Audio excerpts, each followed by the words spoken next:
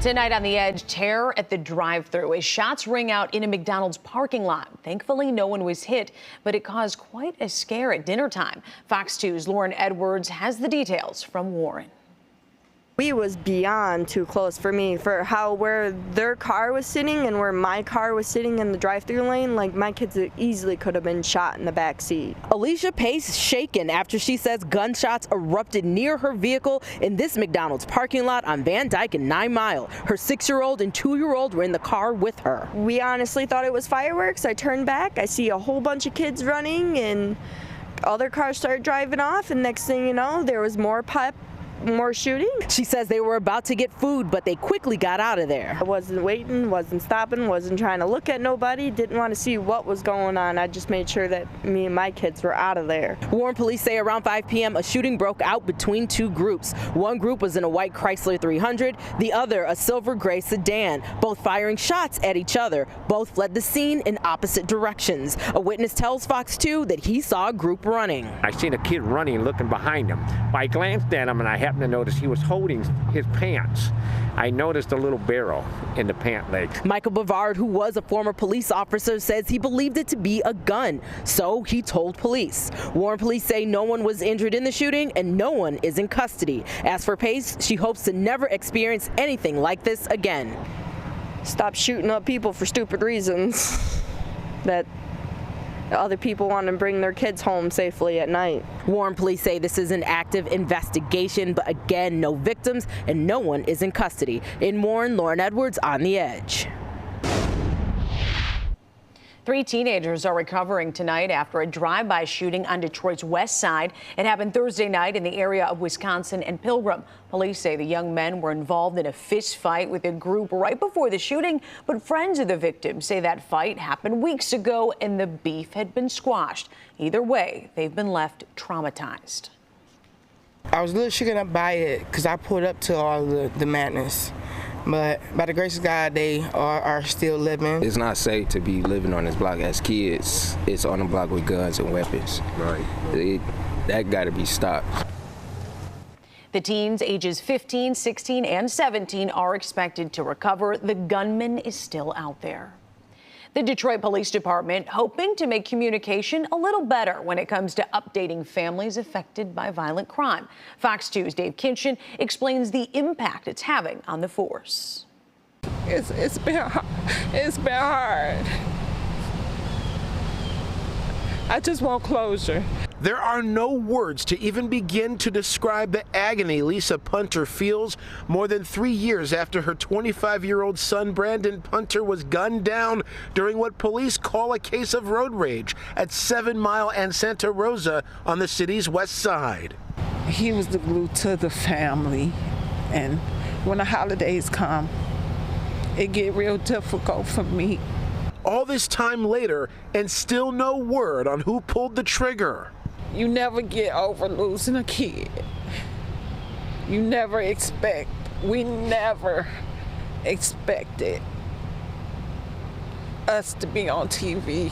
I always felt for the parents who would be on TV. Now she's hoping a new effort by DPD will help meet that long impassioned call for closure. Just days ago, the department launched the Family Advocate and Manager Liaison for Engagement, or Family Unit, to improve communication between detectives and the families of murder victims when it comes to investigation updates and to share out available resources. And for 3 years to go by and not hearing nothing. Detroit police say the new family unit will offer compassionate advocacy to families impacted by violent crime, making sure that their voices are heard and that their needs are met. It promises a transparent commitment to justice.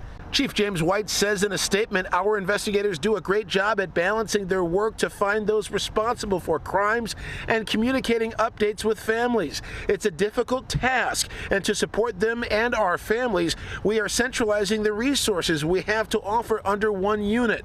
Family will refocus our efforts to engage and inform victims' families as we work to bring them closure. If I can get some type of closure,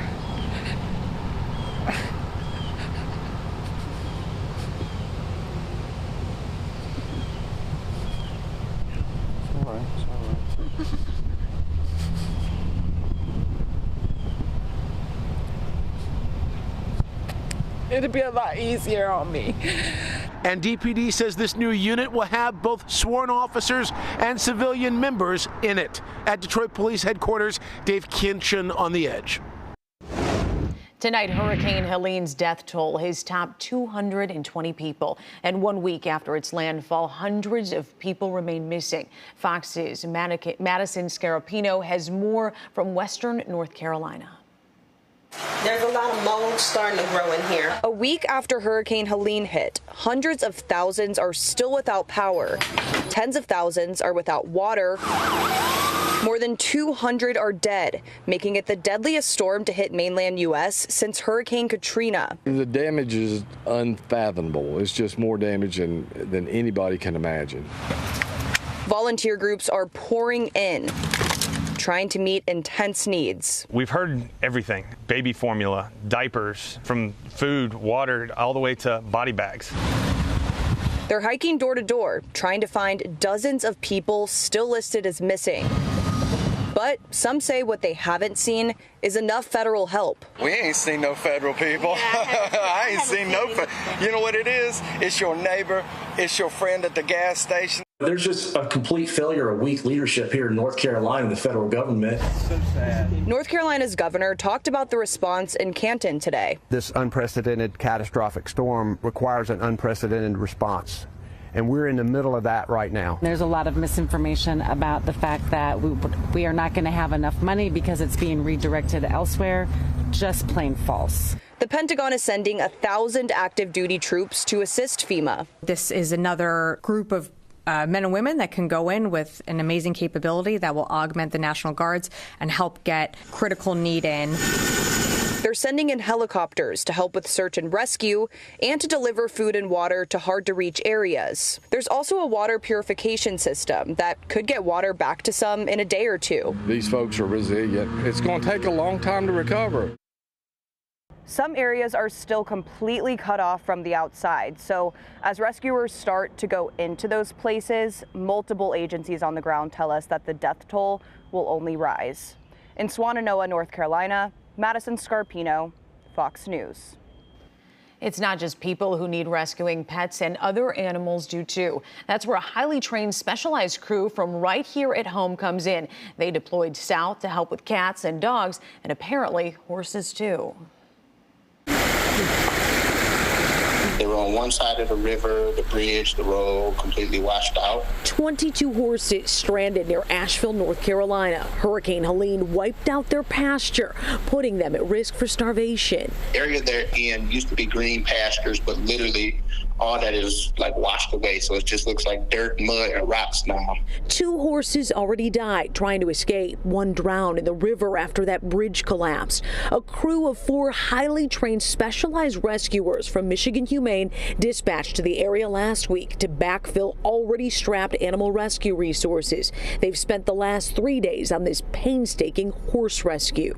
And these aren't like your typical like riding horses, calmer horses that is easy to move. These are horses that's loose, running on the pasture that you got to go after and go get. Myron Golden says each horse is a project, and so is just getting to them. Get on scene, you put on your wetsuit, you have to go on this hike to get to the river. It's like a long process, so it's very time consuming. So far, 10 horses brought to safety and another 12 soon to be saved. This rescue unique. Many look like this. Good girl. Good girl. Local firefighters in another hard-hit area, this time in Tennessee, save a dog stuck high in a tree put there by rushing floodwaters.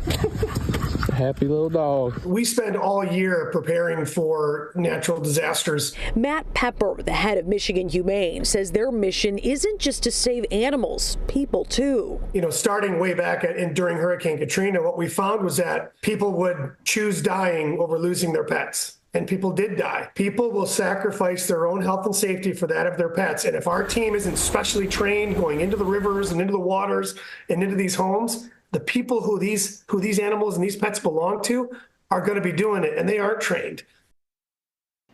Yeah, that brave crew with Michigan Humane heads back to Detroit tomorrow.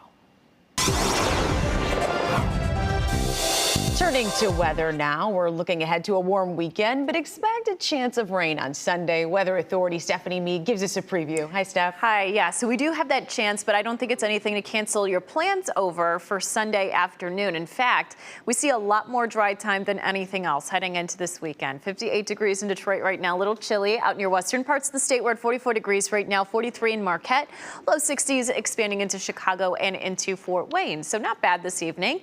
Overnight, mainly clear skies. We're not seeing much overhead right now, and that's going to continue to be the case well into the overnight. Into early Saturday morning, much of the same here. It's really not until late Saturday and into Sunday where we start to see some brief changes here and there. And first, it's going to come in the form of breezy conditions late Saturday and then potentially in shower form on Sunday. 53 degrees, clear and cool tonight. Low 70s tomorrow afternoon should feel nice. Overall, a really great start to the weekend. Precip chances, though, after Saturday do begin to increase. But you notice here over the next several days, we really don't have a whole lot in terms of moisture to go around. So Monday, Tuesday, Wednesday, even into Thursday through the end of the week, we're not tracking any major systems that'll give us some kind of much needed moisture here across the state. So Sunday's our best bet for that, but it doesn't really look too widespread. So anything that we do see is going to be very spotty. An increase in humidity levels too heading into Sunday as well with this moisture. It's not going to feel oppressively humid by any means, but you might notice it might feel a bit sticky, just a touch uncomfortable with this next area of low pressure and this cold front. So this will swing through the middle part of the day. Notice just how sparse that shower chance is. So not everyone's going to pick up on that rain chance, unfortunately, Sunday afternoon, and that's going to occur during the early half of the day. By dinner time, we should be dry, maybe a few decorative clouds to start the work week, but we're steering clear of any rain as we start off Monday, Tuesday, and even Wednesday. Notice here we're in the 70s this weekend. Above average temperatures take us through the next 2 weeks or so, but we're in the 60s to start off next week. Mid 60s through about Tuesday. When the Tigers come back in town on Wednesday, we should be in the mid 60s with a lot of sunshine, so dry for parts of the Tigers and Guardian series here. Otherwise, temps should return to the 70s as we look towards the end of next week with a lot of sunshine leading into next weekend. Today I ask, are you ready to make your voices heard? Vice President Kamala Harris brings her campaign back to Michigan. Harris spoke to firefighters in Redford Township this afternoon before holding a rally in Flint. With Michigan a battleground state, Harris and former President Trump have both made several stops here since clinching their nominations.